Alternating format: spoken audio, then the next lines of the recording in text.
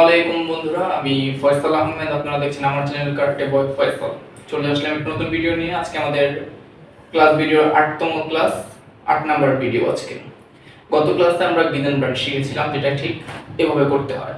তো আজকে গিদেন ব্রাইটটা এটা ছিল বেসিক মুভ, যেটা আমরা গত ক্লাসে শিখেছিলাম। আজকে যেটা শিখব সেটা হচ্ছে বেসিক গিদেন ব্রাইটের অ্যাডভান্স মুভ। এটা হচ্ছে জায়গা থেকে মুভ করে আপনাকে গিদেন ব্রাইট করতে হবে, আগে এবং পিছনে। সেটা কিভাবে করতে হবে আপনাদেরকে দেখাচ্ছি। সর্বপ্রথম স্কিপ পজিশন।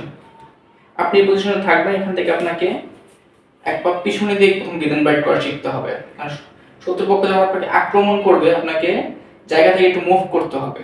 দেখা গেল আপনি যে জায়গায় আছেন সেখানে জায়গায় দাঁড়িয়ে থাকলে আপনার ডিফেন্সটা নাও হতে পারে। সেজন্য আপনাকে বডি রেখে পিছনে নিতে হবে, ঠিক এভাবে। আপনি খেয়াল করতে পারছেন যে আমি যখন বডিটা পিছনে আনছি, আমার এই পাটা সর্বপ্রথম এখানে টাচ করছে। এখানে থাকবো আমরা। এখানে টাচ করার সাথে সাথে আমার এই হাতটা উপরে এসে পড়বে। তারপর আমি যখন এক পা পিছনে দেব, তখন একসাথে এক পা পিছনে যখন যাবে, ঠিক একসাথে এই কাজটা হবে। আমার সামনের পা সম্পূর্ণ ডাউন থাকবে এবং পিছনের পা সম্পূর্ণ স্ট্রেট থাকবে, সোজা থাকবে। আমাকে এই কাজটা এগেইন এভাবেই করতে হবে।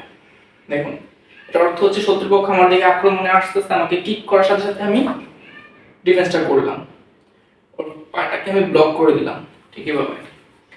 এই পায়ের ক্ষেত্রেও সেম, আপনাকে এই কাজটা সেম ভাবে করতে হবে। এখান থেকে এক পা পিছনে থাকবে, সামনের পা ডাউন, পিছনের পা থাকবে স্ট্রেট। এখান থেকে এটা করলে আপনার শত্রুপক্ষ যত স্পিডে এটাকে নিয়ে আসুক না, আপনি যেটা করতে পারেন তার শত্রুপক্ষের পা ভেঙে নিতে পারবেন খুব সহজেই। তারপরে সেম কাজটাকে আপনাকে এটা করতে হবে। এখন আমরা যেটা শিখলাম সেটা হচ্ছে পা পিছনে দিয়ে। এখন যেটা করবেন সেটা হচ্ছে পা একটু সামনে দিয়ে করতে, এক পা সামনে দিয়ে করতে হবে, ওয়ান স্টেপ ফ্রন্ট। কি হবে? এখান থেকে সামনে।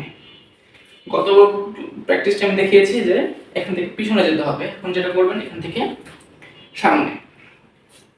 সামনে করার উদ্দেশ্য হচ্ছে আমি যখন দেখবো আমার পিছনের জায়গা কম, পিছনে বাড়তে পারতেছি না, তখন শত্রুপক্ষ এটাকে আসলে আগে বের আমি এটাকে ডিফেন্স করবো।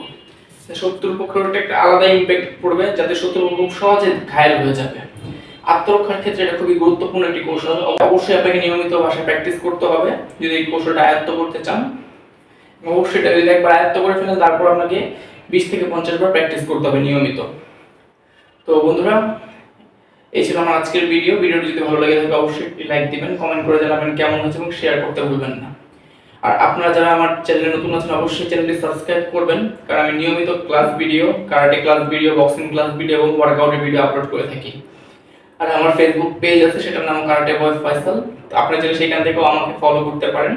ওখানে আমি ভিডিও দেওয়ার চেষ্টা করি এবং ওইখানে যদি ভিডিও নাও দেই, ভিডিওর লিঙ্কগুলো আমি অবশ্যই সেখানে আপলোড করি।